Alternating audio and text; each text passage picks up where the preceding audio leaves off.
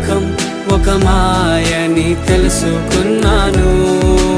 ఏది నా సొంతం కాదనుకున్నాను. తప్పిపోయిన కుమారుని నేనైతే నా కొరకై నిరీక్షించే తండ్రి నా యేసు.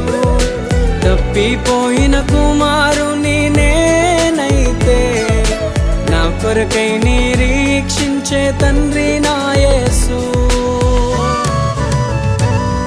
ఈ లోకమంతా నేను వెతకినా నాకు లేదయ్యా ఎక్కడా ఆనందం.